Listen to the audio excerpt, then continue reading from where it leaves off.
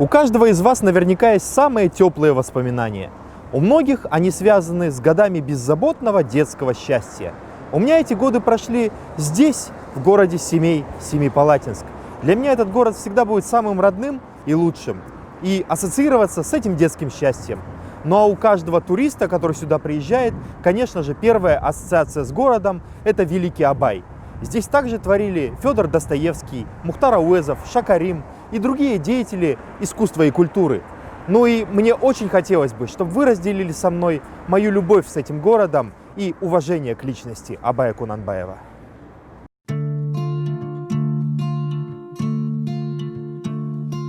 Бойы болған сөзі жылмаң, кімді көрсем мен сонан. Бетті бастым, қатты састым, тұра қаштым жалма-жан.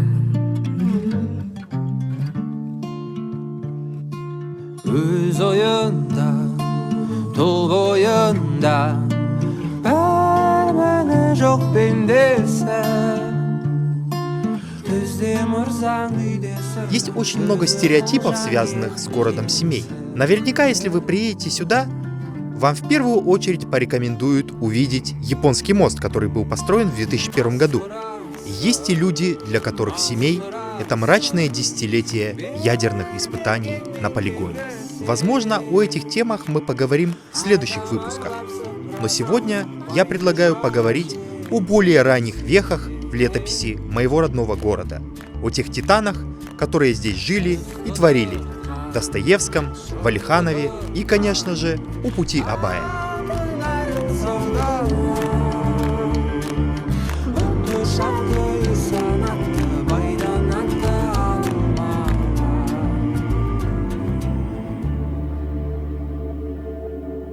Начнем мы путешествие с Абайского района Восточно-Казахстанской области, где находится пещера Кунур-Аулие. Еще в 19 веке историки и путешественники писали, что Кунур-Аулие – это священная пещера казахов вблизи Семея. Люди приходили туда, поклоняясь каменному изваянию, изображающему женщину. Вокруг статуи были разбросаны мелкие каменные предметы, бусы и бронзовые фигурки. Ну а возле пещеры часто проводили обряд жертвоприношения, а во время эпидемий сюда приводили скот для того, чтобы его излечить. Легенду о Кунур-Аулие вы знаете, если смотрели наш фильм о Баянауле. Вообще несколько мест в Казахстане претендуют на это название. Итак, по легенде, во время всемирного потопа в ковчеге Ноя не нашлось свободных мест для всех, и тогда три брата Конур, Кран и Кулан спаслись, привязав бревна к ковчегу. Сильное течение сорвало бревна от ковчега и унесло к разным горам на территории Казахстана. Бревно Коныра прибило к Шыңғыстауским горам и зацепилось у входа в пещеру, которую и назвали Кунур-Аулие.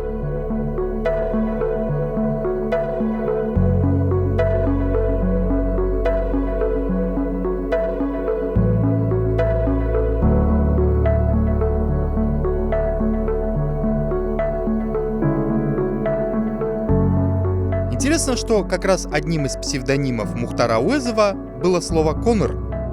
В его романе «Путь Абая» поэт советует его сыну Абдрахману с друзьями поехать туда, чтобы посетить древние могилы.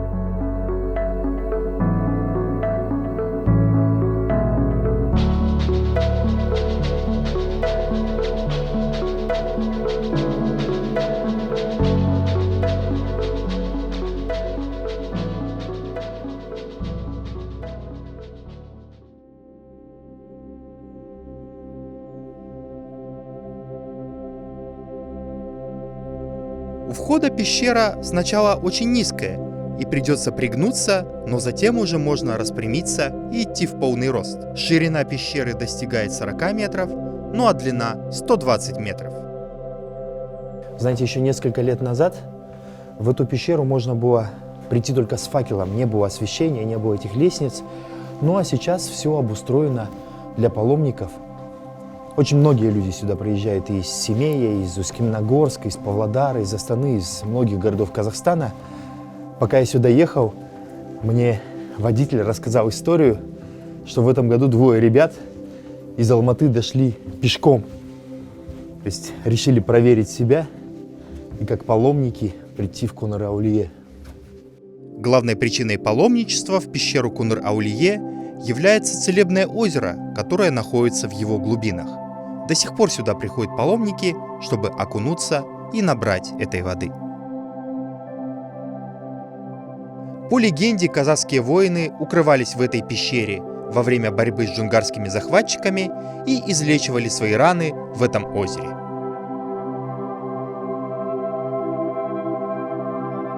В пути Абая Мухтара Ауэзова упоминается эта пещера, когда Абай советует своему сыну с его другом обязательно сходить сюда. Они приезжают, естественно, разжигают факел, по-другому никак, и обнаружили на дне или в конце этой пещеры небольшое озеро. И в книге Мухтар Ауэзов рассказывает легенду. Когда Аблайхан воевал с джунгарами, враги спрятались в этой пещере. Враги несколько раз нападали на казахское войско и снова укрывались в Кунар-Аулие. И тогда Аблайхан обратился к своим воинам. Кто сможет уничтожить джунгаров в этой пещере, он сделал бы главным начальником над всем войском. Тогда один из его батыров, Кабанбай из рода Каракерей, повел людей и смог заставить врагов сдаться. Конечно, во время битв с джунгарами здесь укрывались казахские батыры. И как раз в романе «Путь Абая» сын поэта замечает, что рядом с пещерой находится очень большое захоронение, возможно, воинов, которые погибли в одной из таких битв. Даже для тех, кто относится скептически к легендам, это место является очень красивым и атмосферным. Сохранив мистическую таинственность в первозданном виде, пещера Кунар-Аулие привлекает и многих ценителей природных чудес – художников, видеографов, дизайнеров, да и вообще творческих людей.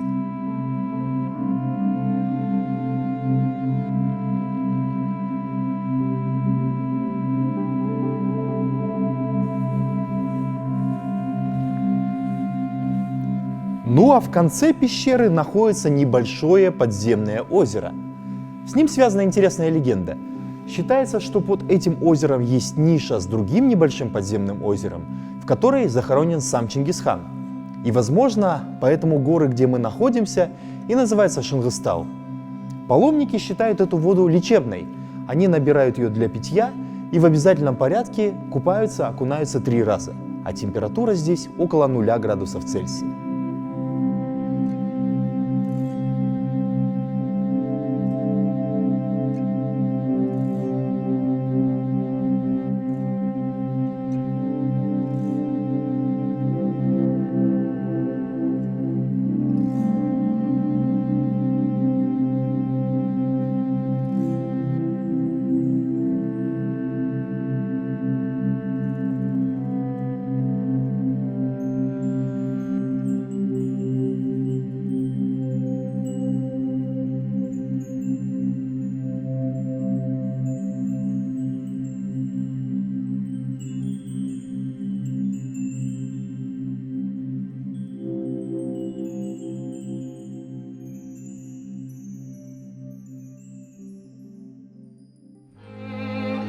Из пещеры Кунар-Аулие мы переносимся в урочище Жидебай в 10 километрах от районного центра Абайского района – Караула.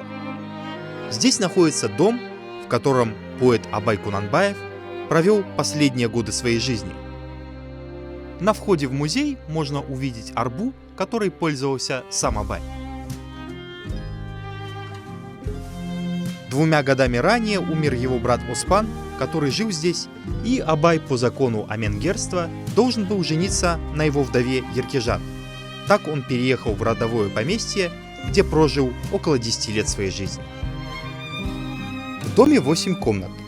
Конечно же, любимой комнатой Абая был рабочий кабинет, где поэт проводил очень много времени. Здесь он читал, писал стихи. Всего в Жидебае было написано более 70 стихов, 27 из 45 слов назиданий, были сделаны переводы произведений Лермонтова и Крылова. Енді осы музейдегі құнды жәдігеріміздің бірі міне тұмар домбырасы. Абай Құнанбайұлының көзінің тірісінде жанынан тастамай пайдаланған затының бірі міне осы тұмар домбыра. 3 ауызды мылтық. Абай Құнанбайұлына сыйға тартылған мылтық. 1890 жылы генерал-губернатор барон Таубе Абай атамызға сыйға берген. Арлан қасқырдың терісінде Абай атамыз аңшылықпен айналысқан. В рабочем кабинете можно увидеть также письмо сыну, которое Абай написал собственноручно. Рядом с рабочим кабинетом находится гостиная комната. Она оформлена коврами ручной работы, которые называются сырмак. Также в гостиной комнате есть столик с национальной игрой тогускумалак, шашками и другими вещами, которые принадлежали самому Абаю. Бұл бөлмесі міне әменгерлікпен алған 3-ші әйелі Еркежан анамыздың бөлмесі. Мына тұрған шарайна Еркежан анамыздікі, қобдишасы, кір шомбал. Ал қазіргі өмірде Абай Құнанбайұлының 2 ақ суреті қалған екен. Біреу 51 жаста, біреу 58 жаста. Бұл сурет міне 58 жастағы суреті. 1903 жылы осы Жидебайда отбасымен түсірілген сурет. Соңғы суреті. Бұл жерден атап айтсақ, мына жерде Еркежан анамыздың суреті тұр міне. Келіні Камалия, Әубәкір, Тұрағұл, Пакизат, Мағауияның суреті. Мағауия мен Тұрағұл Абай Құнанбайұлынан туған ұлдары болса, Пакизат пен Әубәкір немерелері, Ақылбайдан туған балалары. Енді ол кезде байдың ұрпақтарының көзін құртып, жер аударып, жан-жаққа жібергенде Әубәкірден бұл үйді өкімет тартып алады. Жан-жағынан есі шығарып, енді үй құлады, кітапхана қалады, үй бұзылады. 1971 жылы Абай атамыздың 125 жылдық мерейтойында салғызған жобаны ешқандай өзгертпеген. Фундамент, биіктік, төбелері тақтай, 3 бөлмесі тастан қаланған, терезелері доғал болып қайта қалыпқа келтірілген.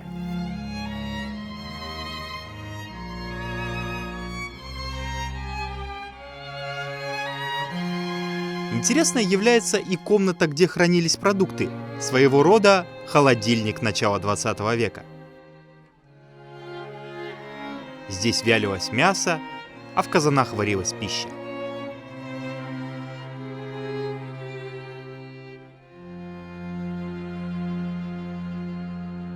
Абай атамыз өте қонақ жайлы кісі болған. Өз бала шағасымен отбасымен қалғанда міне осы дастархан басында ас ішкен. Бұл жерде кішкентай қымыз дегенде тостағандары, ожаудың да басы бүйрекке ұқсас болғандықтан бүйрек ожау деп айтылған. Мына жерде тұрған пеш міне доғаланған пеш деп айтылады. Енді қос қазан қойған себебі келетін қонақ көп болғандықтан бір жағына ет асып, бір жағына қуырдақ қуырылады. Кәрнезі қағат, бұтартпас тартып, иісті бер қарай шығармайды. Оң жақтарыңызда тұрған кебеже, кебежаяқ, асадал, қазақтың қол өнері бұл да. Бетіндегі оюлар жылқының жұқа жақ пен жаурын сүйектен жасалынған. Ет табақ тұр, құрт езген астау. Ет табаққа мүшелеп етті салат, симағанын ет астаумен тартады. Мына жерде тұрған түскейгіз Абай Құнанбайұлының бірінші әйелі Ділданамыздың жасауымен келген түскейгіз. Бұл да жөндеуден өтпеген, сол қалпында сақталып тұр. Енді ортасында тұрған қызыл мен қара матасы масаты деген матадан тігілген. Сол кездегі қыз-келіншектердің қол өнері.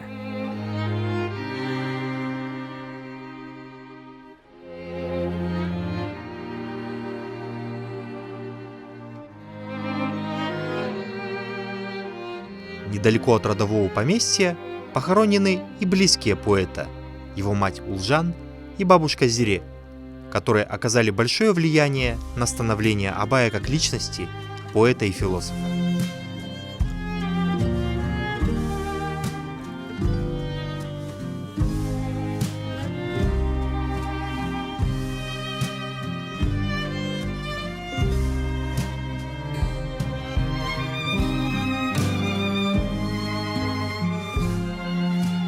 Здесь же, в урочище Жидебай, находится и мемориальный комплекс самого Абая, а также его племянника Шакарима Кудайбердиева.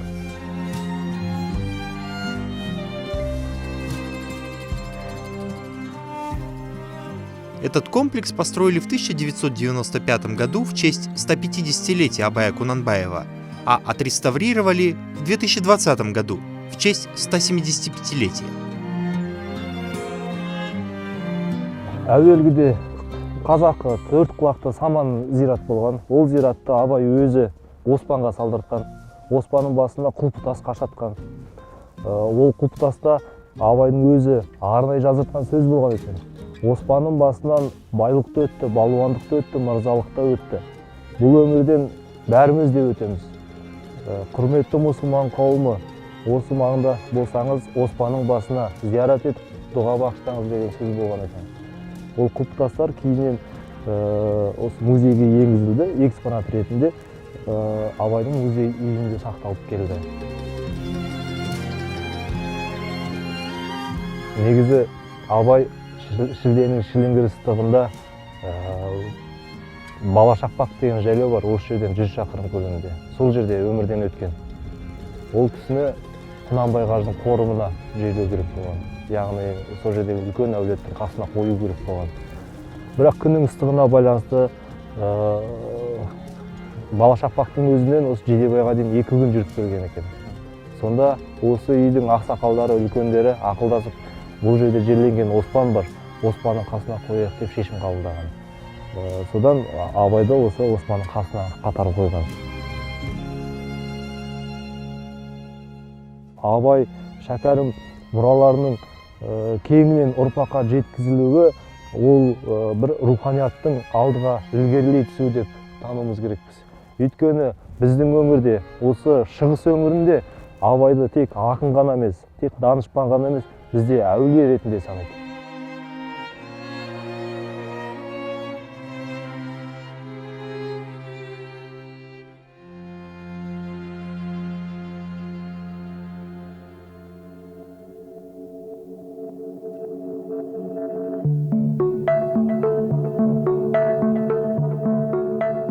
Для тех, кто не может посетить дом-музей Абая в Жидебае, в самом Семее находится замечательный мемориальный музей Абая, который расположен рядом с медресе Ахмета Резы, где, собственно, и учился Абай во время его нахождения в Семипалатинске. Абаю было 10 лет, когда его отец Кунанбай отправил его на обучение в Семей. В медресе Ахмета Резы изучали не только религию, но и историю, философию, литературу. Здесь была богатая библиотека на чагатайском, турецком и персидском языках, в том числе труды Аристотеля, Сократа, Бабура и Дауани. Часть из них сохранилась до наших дней. Всю жизнь Абай продвигал культ знания. Он говорил, что у толпы нет ума. Именно толпа отравила Сократа, сожгла Жанну д'Арк. Так сумей же направить толпу на путь истинный, говорил Абай.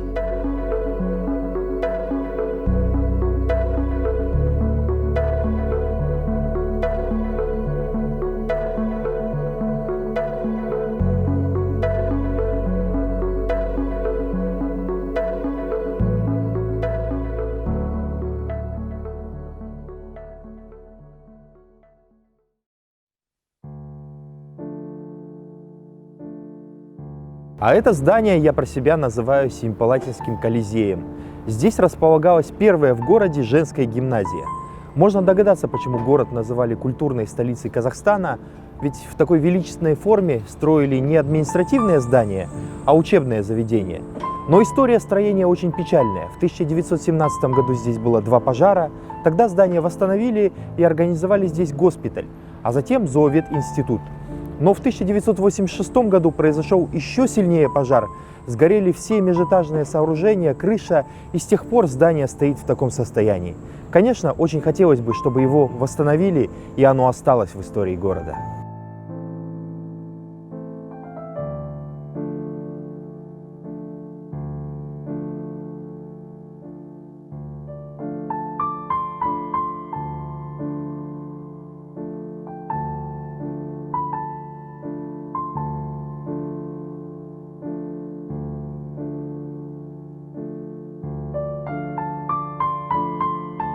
В Семее в XIX веке жило большое количество интеллигенции, как правило, направленной в ссылку со всех краев Российской империи.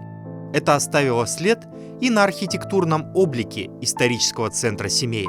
Здесь можно увидеть и старые русские деревянные дома XIX века, и татарские мечети, и одним из интереснейших зданий того периода является дом воспитанника Абая, Анияра Молдабаева. Анияр работал в Государственном банке и в 1898 году с помощью абая смог приобрести этот дом. Поэтому для абая здесь всегда была готова свободная подготовленная комната. Сюда приезжал и сам поэт, и его сыновья Акылбай, Абдрахман, Магауя и Турагул, и брат Кокитай, а также писатель Мухтар Ауэзов.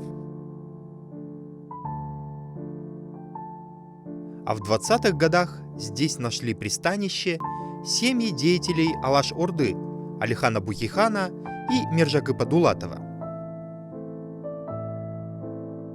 На верхнем этаже жили Дулатовы, а на первом этаже Алихан Бухихан. Здесь также жил и творил Мухтар Ауэзов, и, возможно, поэтому дом Анияра Молдабаева так подробно описан в эпопее «Путь Абая». Сосредоточив весь свой талант на жизнеописании Абая, он подарил миру одну из самых ярких литературных эпопей. Сам Анияр Молдабаев был в Алаш-Орде казначеем.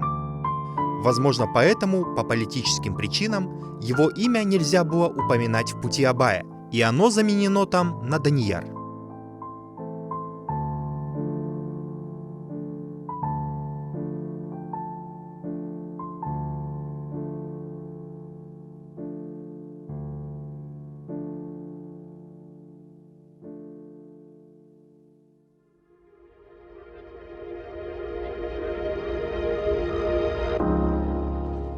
Помимо великого просветителя и философа Абая, свой неизгладимый след в истории города оставили и другие деятели культуры и искусства.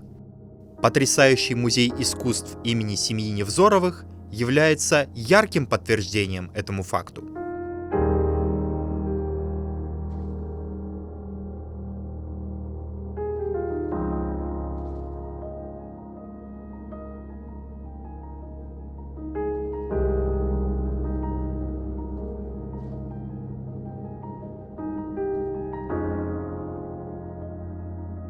Здесь сосредоточились работы лучших художников мира – Рембрандта и Шишкина, Костеева и Сидоркина, Куинджи и Саврасова и других маститых живописцев.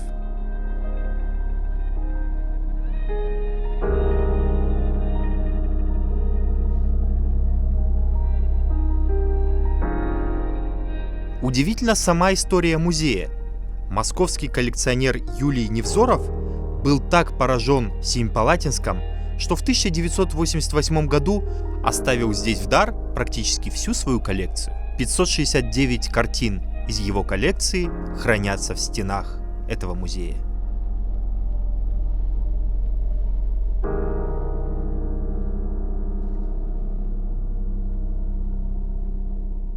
Одним из главных экспонатов этого музея является картина Рембрандта «Снятие с креста». Точнее, не совсем картина, а афорт, вариант гравюры. Все-таки шокирующе поразителен тот факт, что оригинал произведения Рембрандта попал в Казахстан. И не просто в какой-нибудь центральный музей, а в Семей, в музей имени семьи Невзоровых. И это одна из причин, но не единственная причина, почему необходимо посетить этот музей. Потому что настоящих шедевров здесь бесчисленное множество.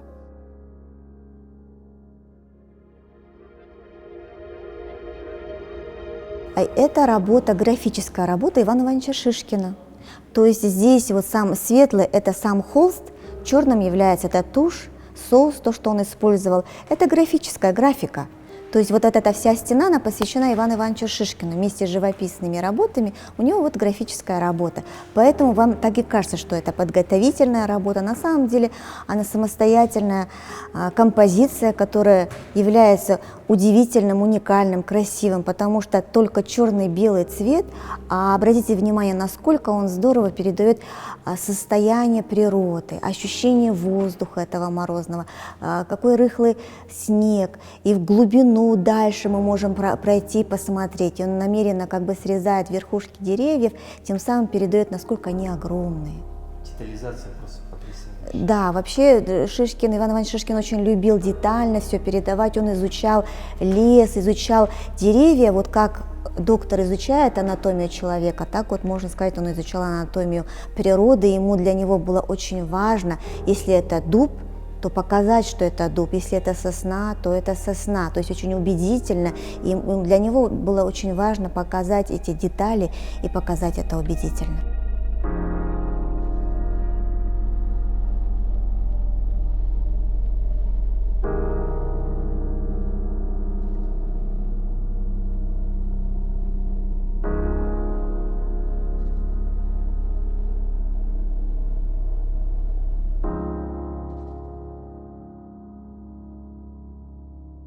Переходя из одного зала в другой, вы буквально переноситесь из одной вселенной в другую.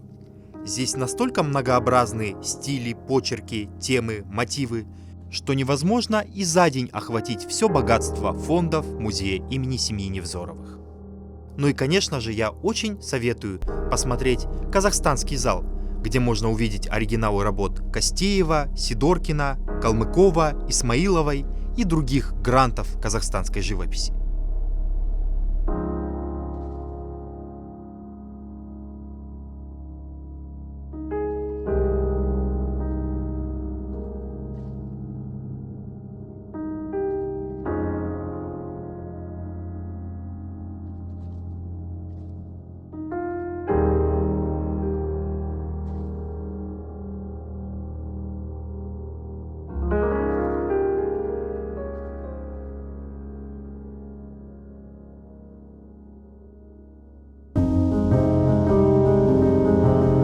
От живописи вернемся к истории литературы.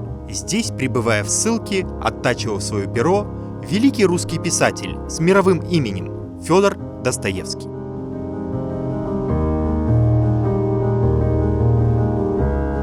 Сейчас мы с вами находимся в сердце этой квартиры. Это, конечно, кабинет писателя, в котором Достоевский проводил все основное время. Что характерно для всех квартир Достоевского, он всегда снимал угловые квартиры для того, чтобы было хорошее освещение в кабинете, потому что электричества не было, были либо керосиновые лампы, либо использовались свечи. Ну и, конечно, днем, когда было солнце, удобно было, что свет падает с двух сторон. И в этом кабинете были написаны 2 семипалатинские повести. Называются они «Дядюшкин сон» и также «Село Степанчиково и его обитатели». Это повести, они отличаются не только географией написания, что они написаны здесь семипалатински, но также и тем, что здесь Достоевский использует жанр комедии. То есть здесь он старается через свое произведение высмеять пороки человека.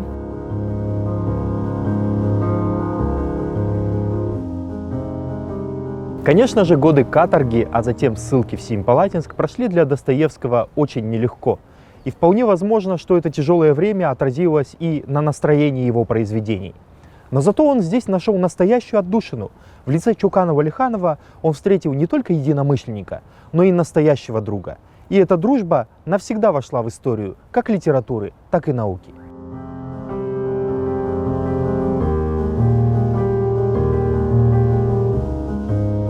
Именно из Семея казахский ученый Чуканов-Лиханов отправлялся во многие свои экспедиции. И каждый раз он заезжал в гости к своему другу Федору Достоевскому. Их дружба продолжилась и в Петербурге. Сердечно признаваясь Валиханову в своей дружбе, Достоевский в переписке говорил, что Чукан для него ближе родного брата.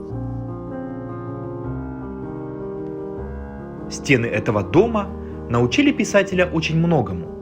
Будучи оторванным от родины и испытывая на себе все тяготы ссылки, Достоевский, тем не менее, лишь отточил свое мастерство в изучении человеческой души.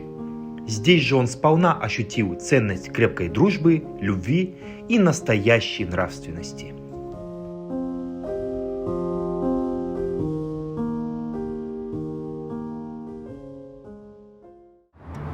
Безусловно, великие писатели стали называться классиками, потому что стали образцами совершенства еще при жизни и духовным ориентиром для многих поколений в образе мысли и творчестве. Вы можете досконально знать «Преступление и наказание» или «Путь Абая», но Семей откроет вам иные грани этих произведений. и тернистый творческий путь, который необходимо было пройти, чтобы зерно идеи превратилось в бессмертную классику. Тол бойында бәрі жоқ пендесі Түзде мұрзаң үйде сырдаң сөзі қылжаң еркесі